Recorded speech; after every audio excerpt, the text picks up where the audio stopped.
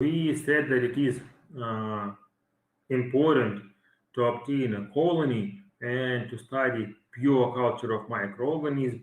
Means you should have number of microbes originated from one initial cell. They all should have identical properties. Only in that way it is possible to study activity of bacteria. And of course, the main question is how to obtain that colony. Because actually, if you take any sample, clinical sample or environmental sample, you always will have huge number of microbes here, and they will be of different species.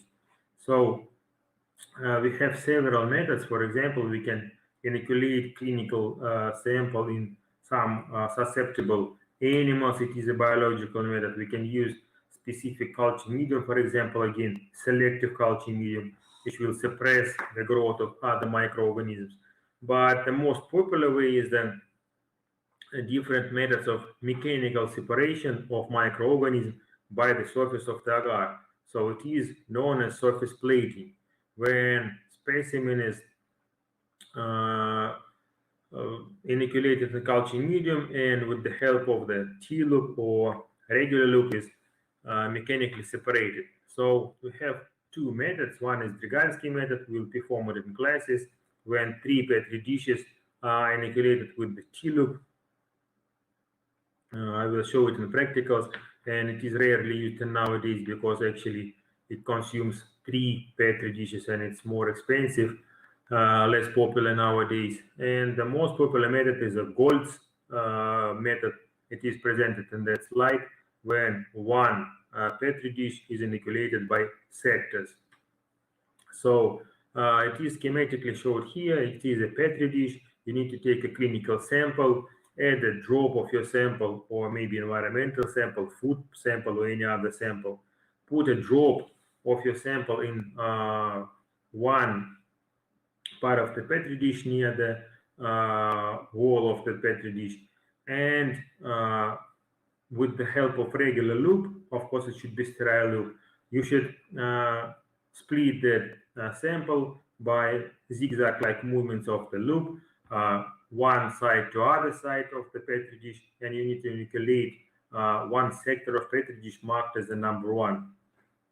So then you need to sterilize the loop with the flaming, put it in the flame of the spirit lamp, and from first inoculated already sector, remove or transfer bacteria to next clean part of the Petri dish. So the main idea that in the first sector you will have bigger amount of microorganisms and you will have very heavy confluent growth here, but only few only small part of microbes will be transferred to sector number 2, and you will have less number of microorganisms growing in second sector, but still it will be heavy growth. Again, you need to disinfect the loop to remove bacteria which is present in that loop and stick to the loop, and then the same manner transfer some amount of microbe from second sector to third one, and again zigzag like movements from end of one sector to the wall of the Petri dish by zigzag like movements, inoculate sector number 3, and here you have very light growth, only visible and separated colonies will be obtained here. And from the third sector, with the help of sterile loop, perform few movements in the center of the Petri dish, and in that case you will have discrete colonies and you will have very good result. So when you will inoculate agar, take a Petri dish in your hand and take a look on the light on the surface of the agar. You will see some slight scratches on that agar. You will see which sector is inoculated, which not. And it is, of course, obligate not to mix those sectors, not to touch first sector, for example, when you inoculate in fourth one, or not to grab colonies from second sector when you inoculate in fourth one. But it is, again, easier, and when you will perform practice, you will see that it is not very difficult. And second thing, agar is still gentle material, it is gel-like, and if you will press with the loop too intense, you will scratch that agar deeply. So only slight movements with the loop by the surface of the agar should be done during practicals. But anyway, agar will be slightly scratched, and you will see which sector is inoculated, which not. Of course, 4 sectors should be approximately equal in size. And on the next slide, on that slide, you can see the result of that inoculation. So as we said in the first sector, please take a look on that picture. You can see that it is only some pink growth, but it is one mass of bacteria. We cannot distinguish different colonies, and actually in that slide it is only red color present here, or pink color. So the second sector, number 2, on the picture you can see that some colonies are already seen. They are very small, a lot of them, they are merging one with each other, but already you can see few yellow colonies or pale yellow colonies. It means that in initial clinical sample you already have as minimum 2 types of colonies, but in the first sector you can see only red color. It is because microorganism which give in red colonies is growing faster and in mass, or maybe it's present in clinical material in bigger amount. And when you will inoculate the mass of sample, red colonies will inhibit yellow one, and you can see initially that it's looking like pure culture, only one microorganism is growing. But already in second sector, you can see that second appeared, and it's not a pure culture, you already have 2 different types of colonies. In sector number 3, it's much easier to study properties. Already the colonies are much bigger, they're fewer in number, but anyway, yellow microorganism is suppressed by red one, and colonies are smaller and pale in color, yellow colonies. But already you can take that colony and study its property if required.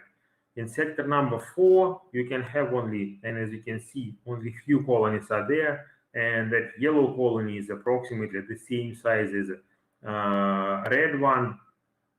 Color is more intense, it is deeper yellow, and of course that microbe have more nutrients around, more good access to nutrients and culture medium, and is growing up approximately in the same speed manner as the microorganism giving you red color. So that method is very good, as you can see, to obtain separated colony, and surface plating by Goltz is the main type of method to obtain pure culture in routine practice. In classes, we will perform that method as well. So please remember main principle. You need to transfer fewer colonies from previous sector in new sector, and to obtain that result, it is always required to flame the loop between inoculation of different sectors. But again, please remember that that loop after flaming remains very hot for some time. Don't perform activity immediately after you finish the flame. Give it some time to cool down. Touch intact agar slightly. If you will hear that agar is melting, that sound, don't touch colonies, don't touch inoculated sector, because that loop can destroy microorganisms. Only when loop will cool down, you can inoculate next sector. So to grow the bacteria, again, we already said about requirements to source of energy and requirements to source of carbon, but as well we have different types of respirational bacteria. And as we said, we have unique group of bacteria which can grow without oxygen. So according to oxygen requirement, all microorganisms and actually bacteria are classified into 5 major groups. Aerobic bacteria or obligate aerobic bacteria. It is type of bacteria which requires oxygen for its growth. And of course, without oxygen, the bacteria will not grow. To cultivate aerobic bacteria, you always need to provide enough amount of oxygen. And in contrast, we have obligate anaerobic bacteria. It is bacteria which cannot use oxygen, and if oxygen will present in environment, that oxygen will kill the bacteria. It is lethal substance for microbe. So to grow obligate anaerobic bacteria, you need to remove oxygen in obligate manner, or else your bacteria will not grow at all. Third group of bacteria called facultative anaerobic, it is microorganisms which combines first two properties. Uh, means that they can be growing both in presence of oxygen and in the absence of oxygen. So actually, it's not really important will you add oxygen or not, will it present in enough amount or in small reduced amount, bacteria anyway will grow. Of course, aerobic way is more effective, and if oxygen will present, bacteria first of all will use oxygenation. But if oxygen will be and it will be exhausted, it will switch to enzymatic activity and it will grow anyway even without oxygen. Fourth group of microorganisms is aerotolerant bacteria. It is bacteria which is unable to use oxygen, but if it will present, bacteria will not die. Means if you will remove oxygen, bacteria will grow. If you will add oxygen, bacteria anyway will grow. So the main benefit of that microorganism is you don't need to perform obligate anaerobic conditions, but if you will forget to add oxygen or if you will not add oxygen, bacteria anyway will survive. And the last group of microorganisms, it is microaerophilic bacteria. It is bacteria which require oxygen, but it will grow better in low concentration of that gas. Means that you need to add oxygen but in smaller amount than it present in environment. Usually it is 5 to 10% of oxygen instead of 21 which is present in regular air. And of course, for cultivation of bacteria, sometimes we need specific devices, especially if that bacteria requires anaerobic or microaerophilic conditions. So how to make suitable conditions to cultivate anaerobic microorganisms? We have several methods. Main of them, of course, are old and rarely used nowadays, but the first one of the most simple and one of the most cheap, it is cultivation in vacuum. As it is shown in the upper picture in the slide, it is a specific can, usually made of thick glass, with vacuum pump adjusted, and you just need to put a petri dish or any culture medium in that flask, and by switching on the pump, you will remove air, and of course you will give anaerobic condition for that microorganism. The main disadvantage of that method is you will remove not only oxygen, you will remove the whole air completely, and of course you will remove all other gases which are present in the environment. And very few bacteria can grow in vacuum because actually main number of anaerobes still require carbon dioxide or other gases which are present in air. But that method is the most available and the most cheap. So second method is very similar to first one. It is replacement of air with other gases. Actually, it is almost the same as the first one, but you will have a flask with two valves. One to remove the air, and second to add something. Usually we have a balloon with gas mixture which is adjusted to the second valve, and initially you will remove air with the vacuum pump, and then you will switch on that balloon with the gases, and by vacuum it will be sucked inside, and you will give anaerobic condition, but you will not remove other important gases or compounds which should present in environment for bacteria to grow. One again of the very first methods is a candle jar, and you may number of you saw that candle jar in practicals in biology classes in school, in your schools, and it is a simple glass jar when you need to put a culture medium and put a candle. Burn it and close, geometrically close with the cap, maybe sealed with wax or paraffin. And of course, while candle is burning, it will consume oxygen and release CO2. And you will not remove every gas present in the air. You will only burn oxygen and other gases will remain here. Of course, that method is again very cheap and very available, but first disadvantage of that method is burning candle will release some waste products, and some of them can be lethal for bacteria. And again, that burning candle will increase temperature, and if your bacteria is afraid of high temperature, it will not grow here, it can die during that candle burning. But again, method is very cheap and very available, and still they used for cultivation, for example, of capnophilic microbes, which require increased amount of CO2.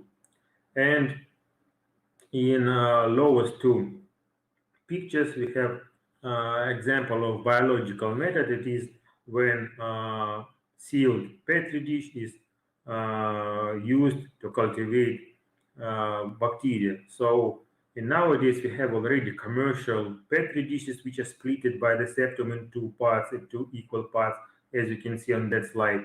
Previous years we used regular petri dishes, but we cut a strip of agar from the center of petri dish.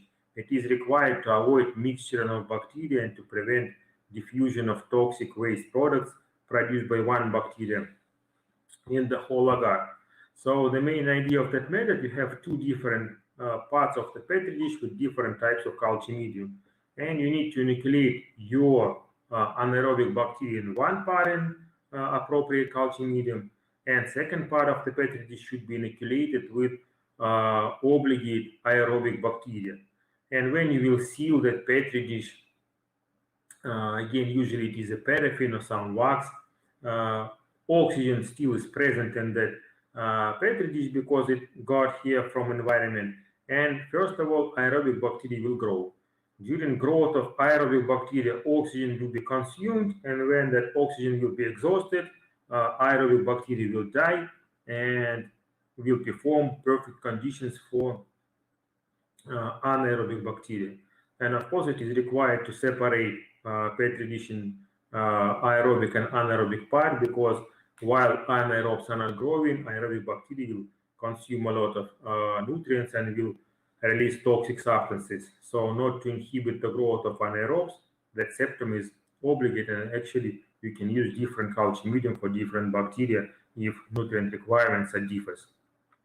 So again, that method is good and widely used in laboratories who deal with anaerobic bacteria very rarely, because it's not very good method. Still, to inoculate your sample in the culture medium, you need to work in open oxygen, while aerobic bacteria will grow. Approximately 1 day, your anaerobic microbe will have a contact with air, and main number of anaerobes will die in that time period. So actually that method is good for spore forming anaerobic bacteria, because spore will germinate after oxygen will be consumed. But of course, in modern laboratories, we have more modern techniques. We have two main types of automated incubators. First one is presented in that slide. It is a system when specific plastic flasks are used. You can see that it is a little bigger than the size of the petri dish. We can put petri dishes inside, close it with cap, specific geometric cap, and devices adjusted here. It will remove regular air and replace it with the mixture of gases. Several volumes with gases are adjusted to the device. It will you need to enter parameters of gas mixture you need to provide to your bacteria. It will mix required components and inject it into that can. And here you will have stable parameters. Of course, that method is mainly used again in laboratories who deal with anaerobes rarely, because only few petri dishes, and again, to inoculate a petri dish, you need to work in open air and open space. and for some time period your microbes will have contact with air. But the device again is very good because it can maintain composition of air, and you see that in the left part of the slide it is some small printing device. It will gives you check of mixture gases which was provided for that bacteria. But in modern laboratories and large laboratories who deals with anaerobes continuously, usually we have some types of that devices. It is huge chamber. It is a combination of incubator and anaerostat. It is a huge, as you can see, chamber again split into two parts. One is the lower part and second is the incubator part.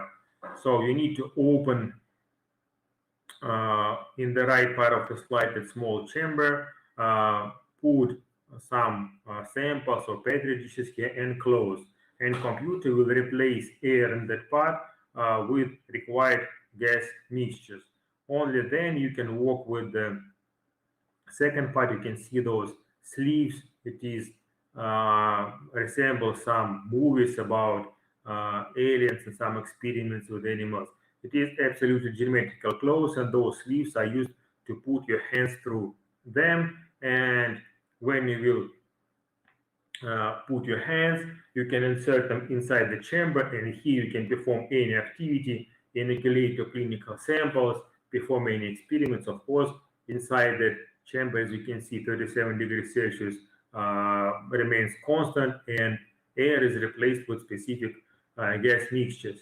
You have some power outlets. You can use multiple devices here, and composition of air here is always stable. And of course, you can easily perform experiments and any procedures with obligate anaerobes. They will never have contact with oxygen. And strict anaerobes and very fastidious anaerobes can be cultivated only in conditions similar to that chamber. Of course, the main disadvantage of that method is price, because actually devices are extremely expensive, and maintenance of that device is expensive. You should have again multiple balloons, and it is in general used only by huge laboratories who are specialized on anaerobic activity. So, of course, anaerobic bacteria is not very frequent pathogen, so usually only few laboratories and large cities are equipped with those devices, and some scientific and research centers are again using those methods. But in routine laboratories, we have previously showed automated devices which are small and usually used with uses few petri dishes. Of course, we should tell about temperature. Uh, Temperature is required for bacteria to grow, and we have some point of temperature at which microorganisms grow in the best manner. It is known as a temperature optimum. Uh, Again, bacteria can survive in a range of temperatures, and further groups for groups are example or classification of bacteria according to temperature requirement. But we have temperature optimum, which is usually one precise temperature at which growth occurs better. So first group of microorganisms, it is mesophilic bacteria. It is bacteria or group of bacteria which can grow in the range of 24 to 40 degrees Celsius, but the most suitable temperature or temperature optimum for that bacteria is 37 degrees Celsius.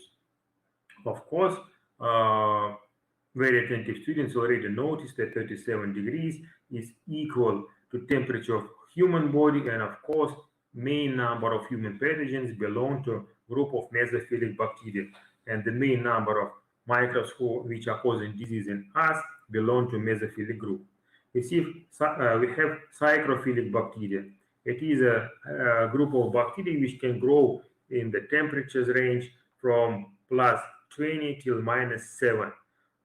Of course, that bacteria cannot survive in our body, but it is a group of bacteria which can cause food infections and food poisoning, because actually our refrigerators and even some freezers are the perfect environment for growing of that bacteria.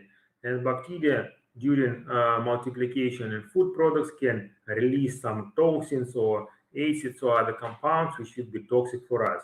Of course, bacteria will not harm us directly, but those metabolites can cause different food infections, food toxic infections, and food intoxications. So third group of bacteria is thermophilic bacteria. It is a group of bacteria with the range of temperature with 55 till 80 degrees Celsius, and it is very small group of bacteria, actually represented by Clostridium in your program only, which can cause spoilage of underprocessed canned food. Or again, we'll talk about some other microbes which can cause spoilage of food which is kept in heated conditions for too long time period. Usually it is some mass holidays or some activities when huge volumes with food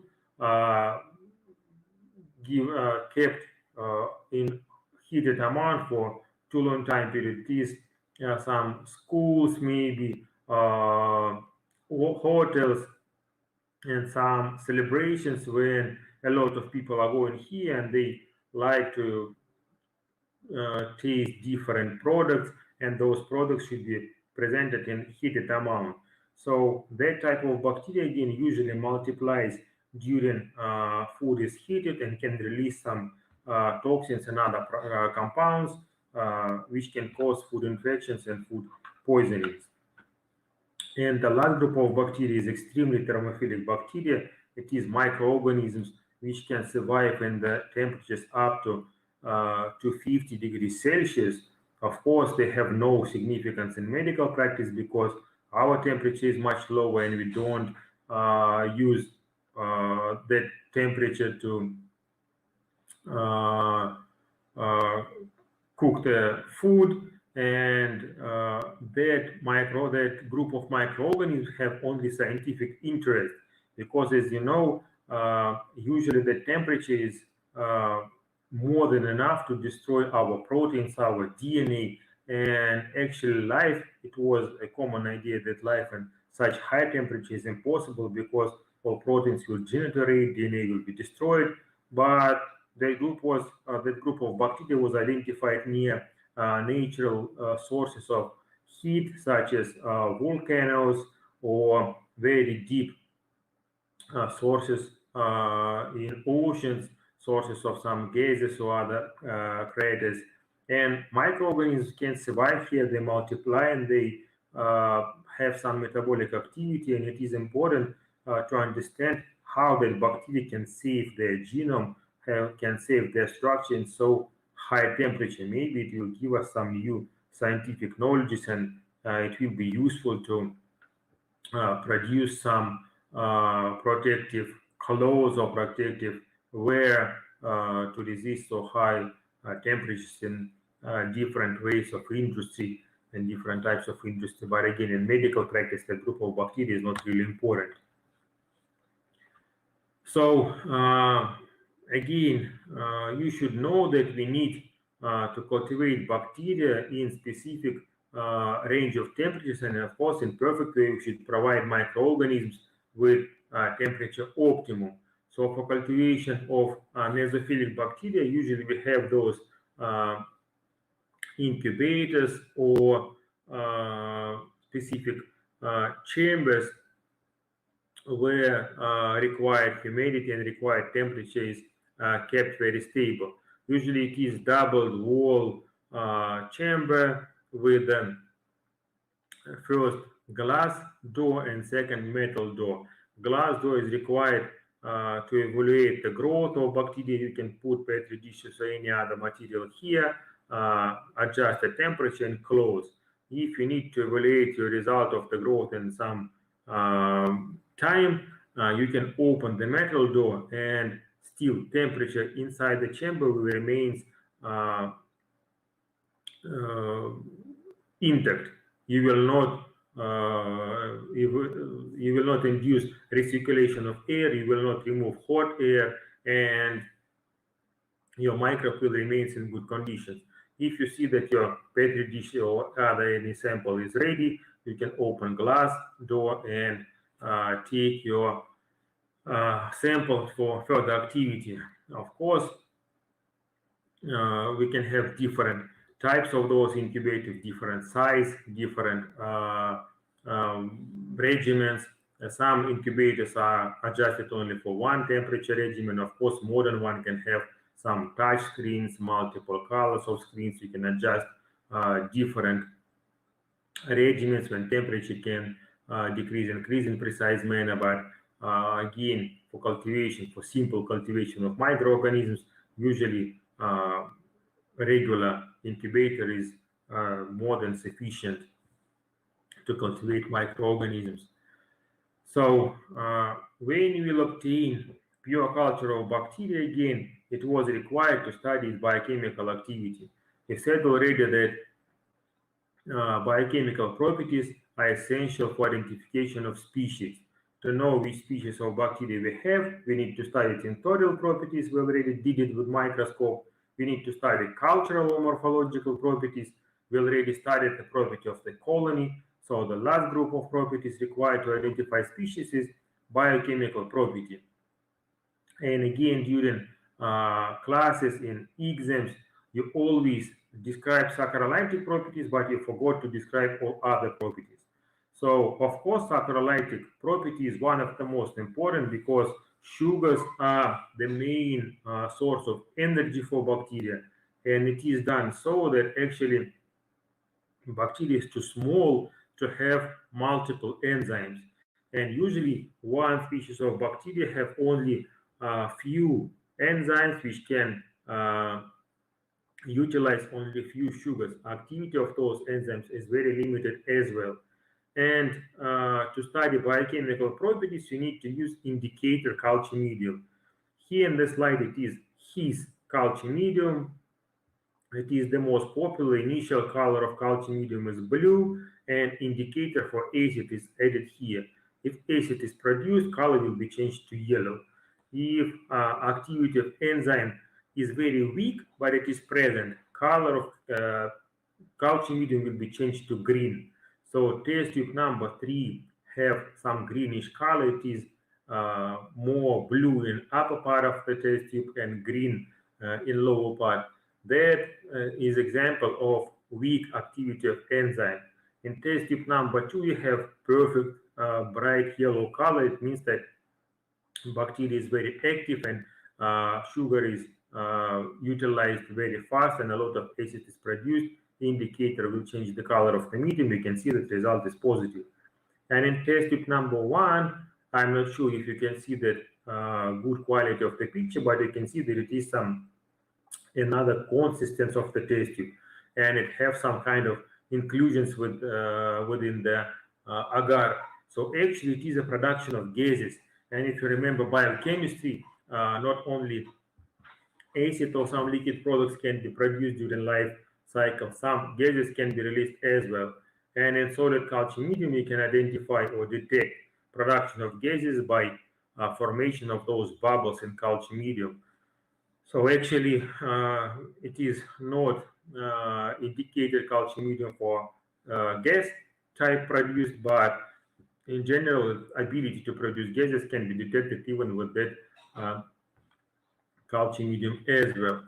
And we already described Kliegler agar, Kliegler iron agar. You can identify production of acid and production of H2S by changing of color on black. And actually test tube number 3 in the left part of the slide. As you can see, agar is much higher than the bottom of the test tube, and that empty space between agar and the bottom of the test tube is filled in with the gas. It is microorganism, maybe it is Klebsiella, which produces so huge amount of gases that those gases will push agar up. Or sometimes agar can be cracked and destroyed by those gas formation. If you will take in precise look in test tube number 4, you can see that H2S is produced again in big amount, and test tube is slightly filled in with the gas. That agar is a little pushed up from the bottom of the test tube, and that empty space telling us that gas is produced in big amount. So if you use liquid culture medium, of course, it will be more difficult, and actually it's not possible to detect production of gases in liquid culture medium. They all will go up to the surface and will be mixed with the regular air.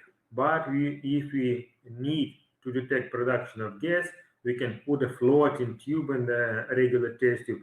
As you can see on that picture in the right part of the slide, floating test tube initially filled in with the culture medium, and if gas is produced, that bubble of air in the center test tube will be easily visible. And again, initial color of culture medium is yellow, but if acid is produced, then culture medium will be changed to red. So even a liquid culture medium, again, it is possible to detect production of gas and production of acid. Of course, in liquid culture medium, you can use only one sugar, and you need to have a set of test tubes. In solid culture medium, you can add different sugars in different parts of the test tube. Slant part can have one sugar, tube part can have another sugar, and you can study multiple biochemical properties on one test tube.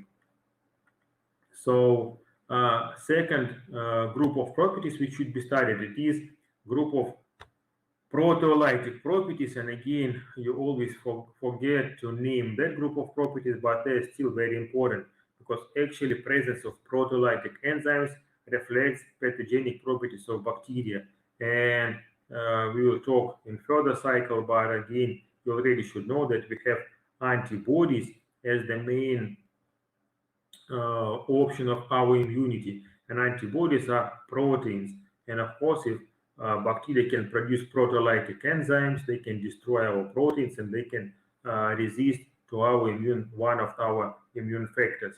And our tissues are very often contain proteins, and destruction of tissues, of course, can reflect invasive properties of microorganisms. So those properties should be studied as well. So usually we have two tests to identify proteolytic properties. It is liquefaction of gelatin, as it is shown in the left picture. Initially, gelatin, it is a test tube B, have semi-solid structure, and if you will take a test tube and put it in horizontal position, the gelatin will keep the shape.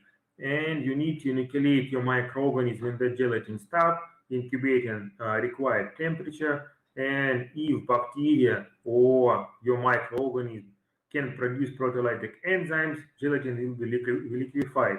And of course, when you will rotate test tube, that initially gel will be transformed to liquid substance. You can see that it is became regular liquid. Second test is clotting of casein in milk. Again, simple test to put the milk is used, inoculation of bacteria, incubation, and you can see that different results are possible. Test tube number 2 is negative by production of proteolytic enzymes. In test tube number 3, you can have high activity of proteolytic enzymes. Clotting of casein will make that precipitate or sediment, and in the upper part of the test tube, you can see liquid portion or liquid fraction of milk. Means that proteins are clotted, and aquatic or aqueous part of the milk remains in the upper part of the test tube. Again, it indicates proteolytic activity.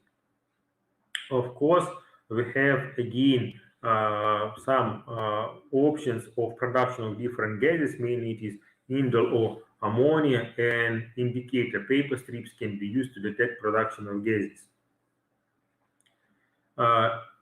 And actually, gas production is the separate property. It can be again important, and usually if we need to have only confirmation that any gas is produced, we can use the floating test where we can see bubbling semi-solid medium.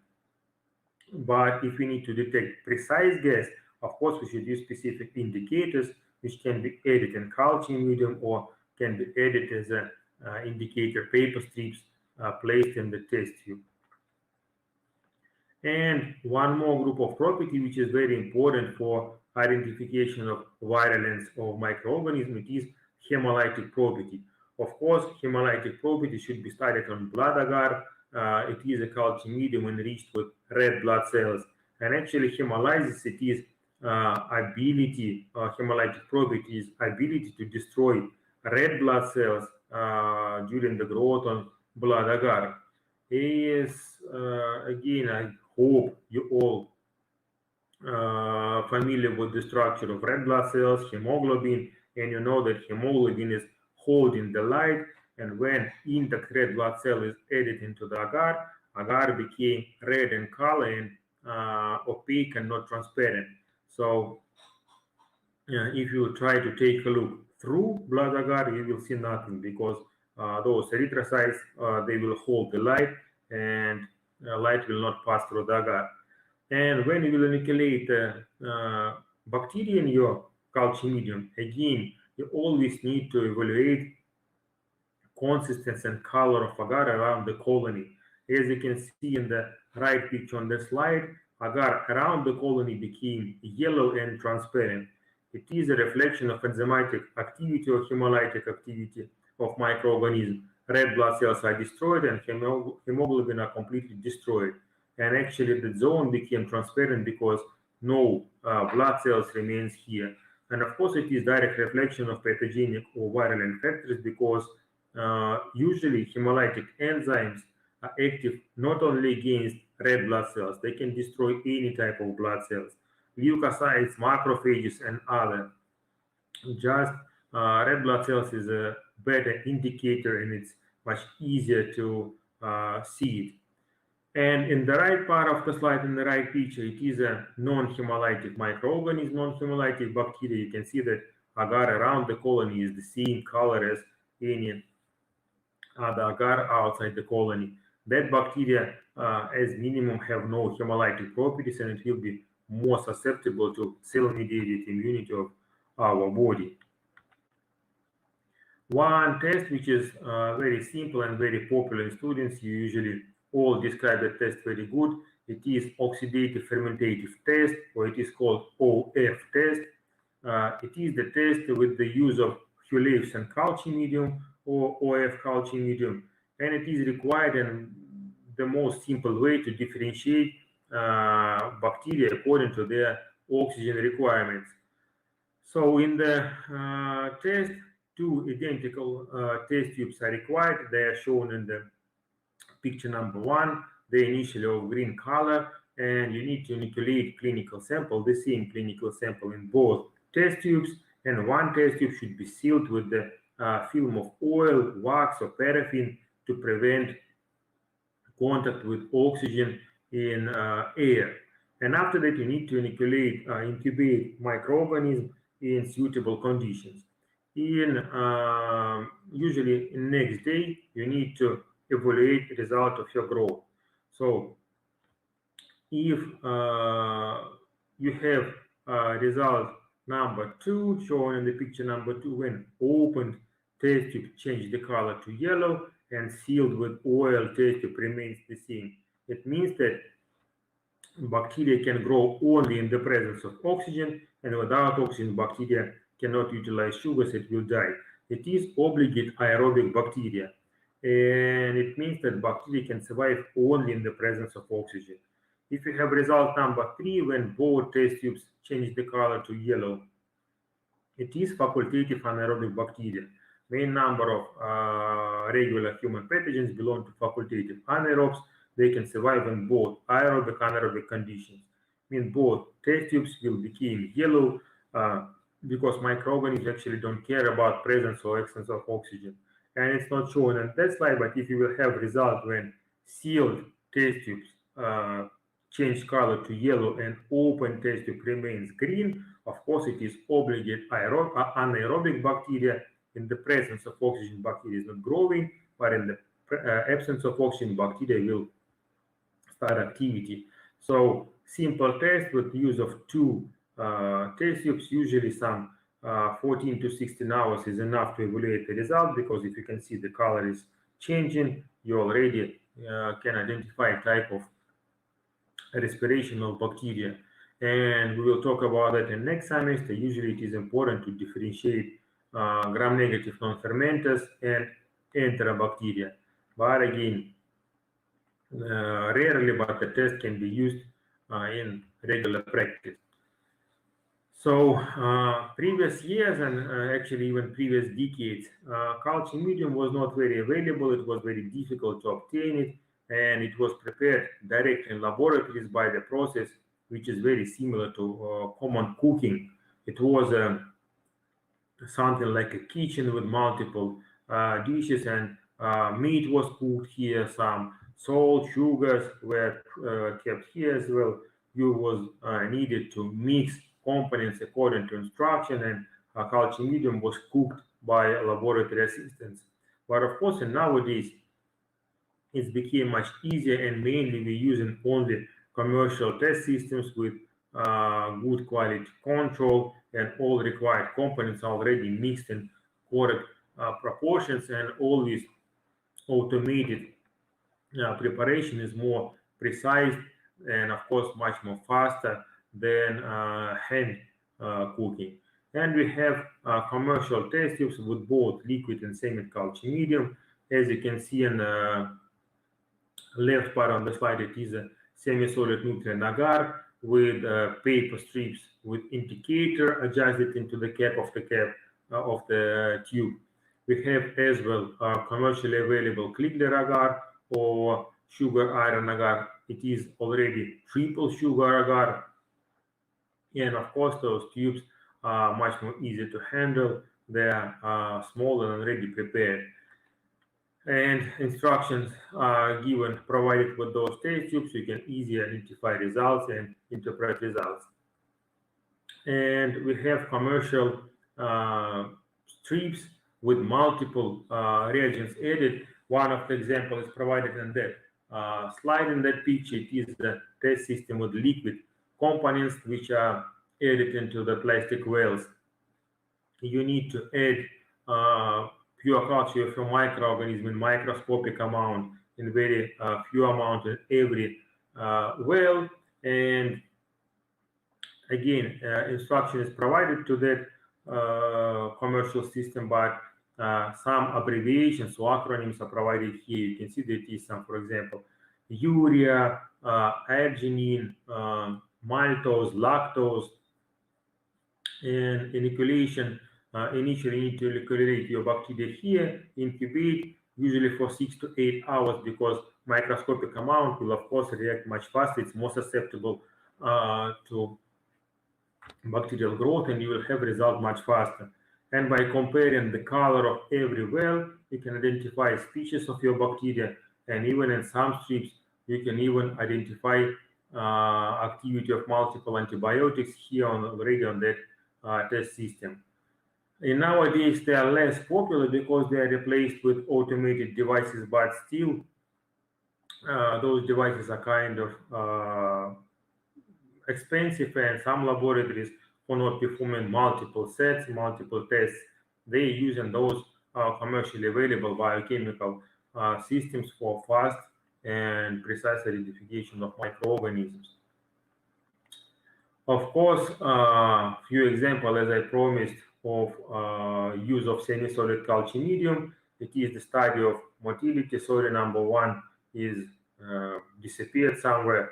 In the left part of the slide, you can see 3 test tubes. Initial one, number one, which is not marked. It is initial culture medium. It is absolutely transparent, yellowish in color.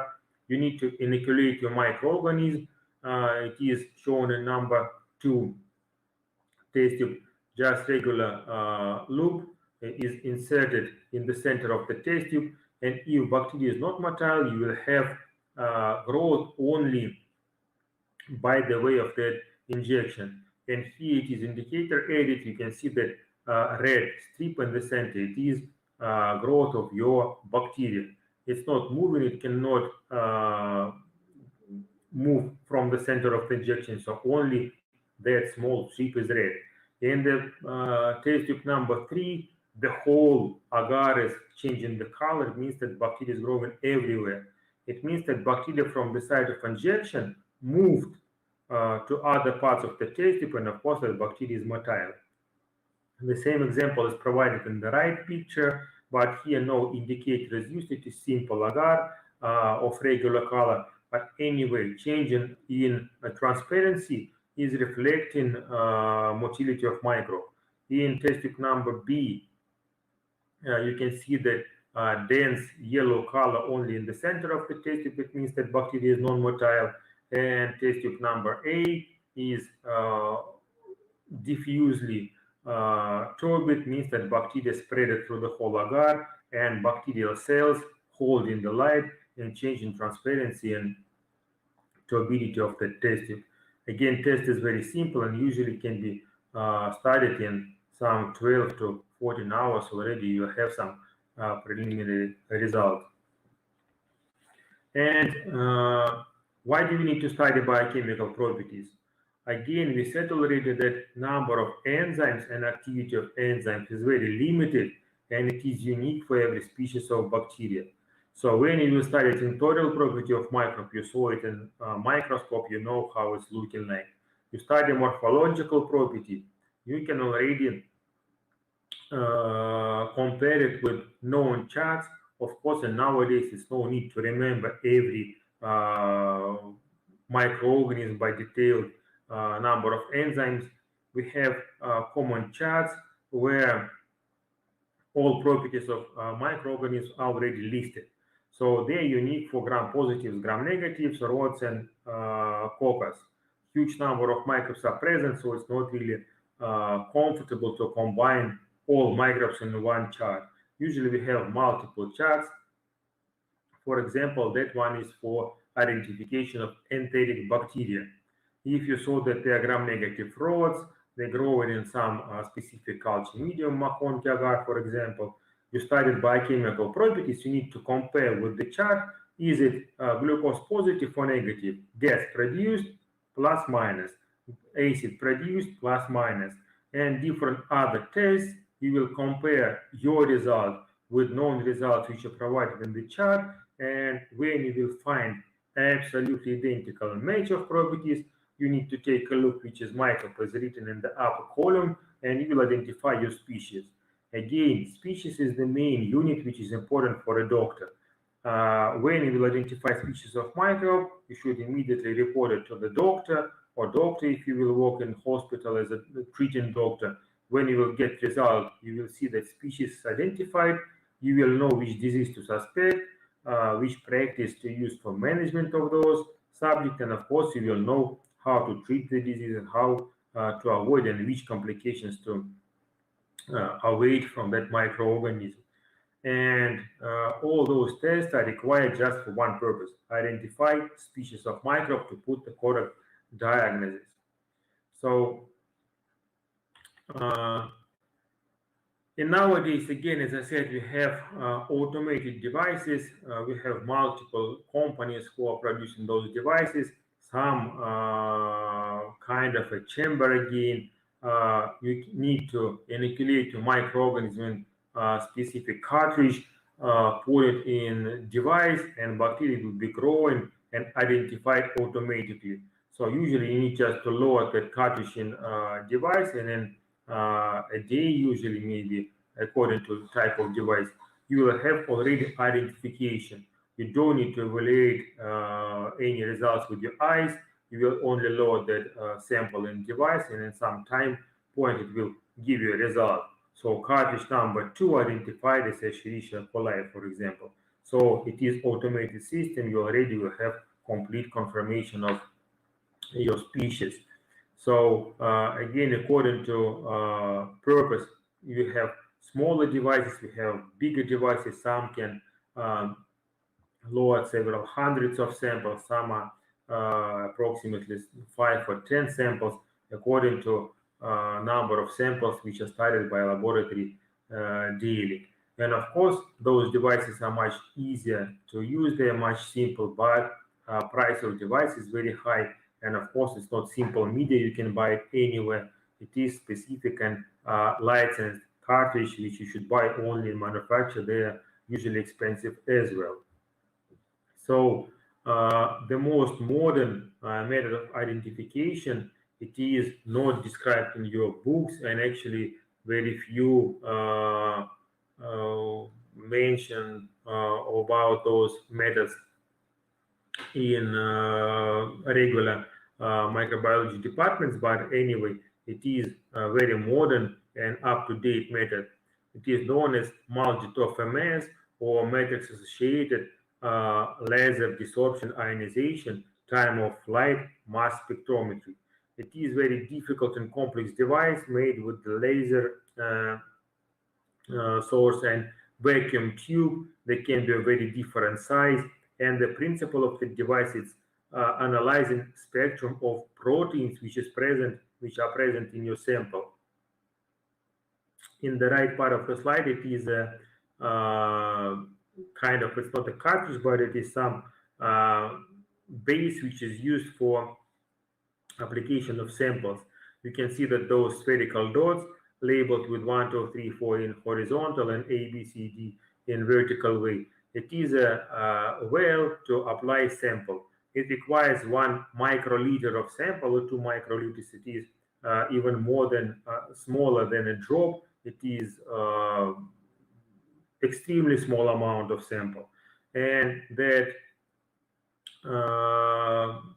plate is approximately 20 centimeters in length, so it's so small approximately, but it can give you a result of 96 samples.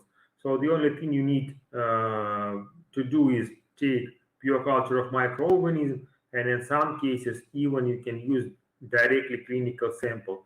Urine or some other locuses can be applied directly on that device. You don't need even to obtain pure culture of micro. Put few microliters with a specific liquid which is called matrix on that well, put it into the device, and in few minutes it will give you a result, complete identification of bacteria. So a result of analysis looking like a graph with the spectrum of proteins according to their mass and time of flight. So with the help of the laser, proteins will be attacked by that beam of laser. They will go on the tube with the vacuum, and according to mass of protein, it will have bigger or faster or lower time of flight in that vacuum. So by measuring mass of the protein, time of flight, the spectrum will be built in. And we have a huge database of spectrum of multiple microbes. So again, you need to compare. Actually, device will do it automatically. It will compare spectrum of your sample with the spectrum in database, and it will give you a result immediately. So again, one test,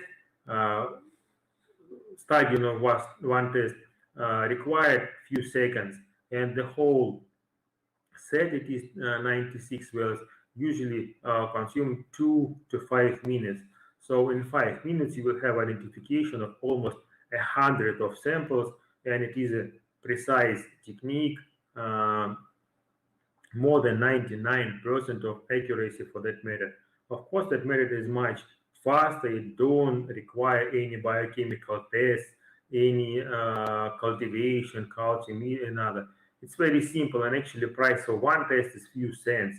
But of course, the main problem is huge price of device itself. It's millions of rubles, and of course, only few laboratories can afford that, can support that device. In large cities, of course, a lot of laboratories using them, but in periphery, price is too high.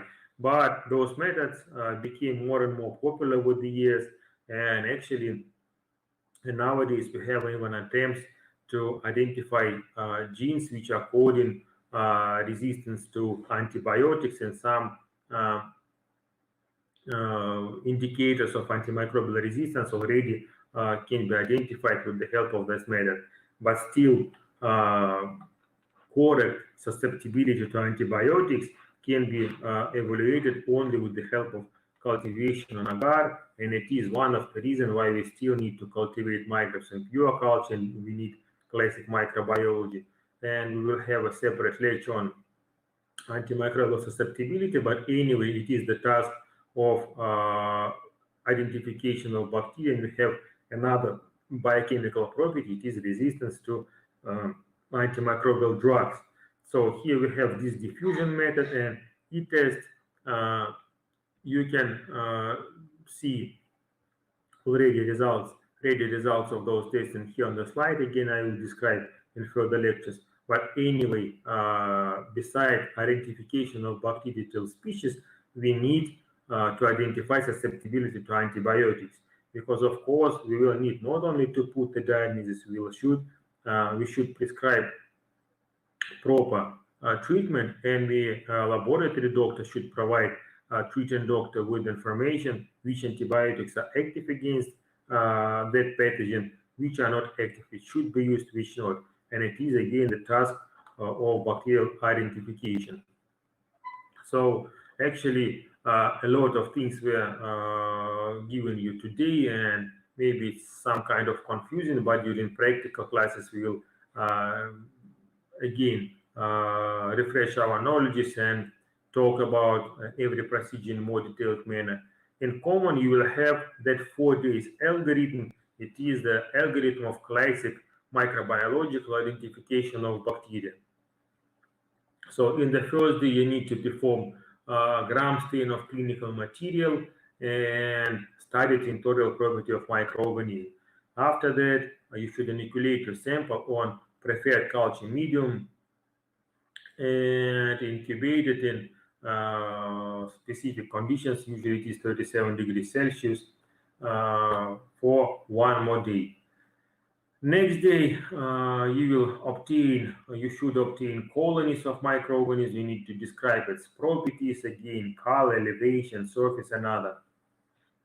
Take that colony, again, perform gram stain to be sure that only one type of microorganism is seen. All microbes are the same color, the same shape, the same arrangement.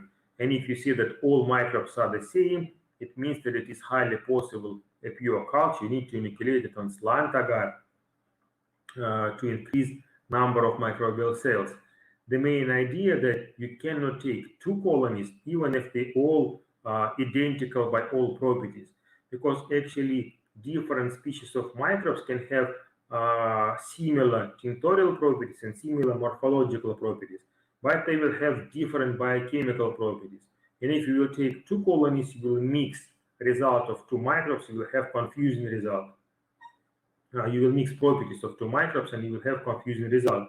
So always 1 colony only should be studied for biochemical activity. And of course, if you